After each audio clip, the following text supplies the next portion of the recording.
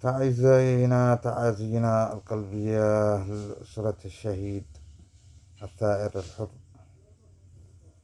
حمدي الخولاني، والشكر لمن خرج وناصر جنازة هذا الثائر البطل، واللعنة على القتلة عبيد سيدهم الحوثي سال الحوثي. صدقني ما تحكمنا، لو كان الأمر ما يكون لن تحكمنا يا تافه، لأنك مشروع سلالي حاقد على اليمنيين بشكل كبير. التاريخ يثبت ذلك. 1067 سنة وأنتم تحكمون باسم أنكم أبناء رسول الله، وأنتم لا يثبت أي صلة برسول الله.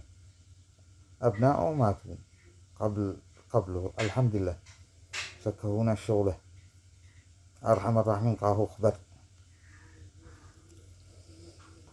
الحاجة الثانية، حتى لو أنتم عيال رسول الله وأثبتتم ذلك، ما تحكمون ولا نشيكم ولا احنا مخاطبين بكم ان انتم تحكمون غصبا عننا، لأنه أنتم أسوأ من حكمتم اليمن بالأصول. قولوا لي قد أبصركم دولة أئمة أو تبعكم كأسر هاشمية حكمتم البلاد وازدهر اليمن؟ بالعكس، بالله قتل وتجويع وتجهيل. ما قد ازدهرت اليمن بعهد إحدى الأئمة يا تفه. ثانيا، أنتم أخس من أي عدوان، لأن أنتم عدوان للمواطن اليمني البسيط، حاصرتمونا من كل النواحي. إيش عادكم تشتوا مننا؟ قولوا لنا إيش عادكم تشتوا مننا؟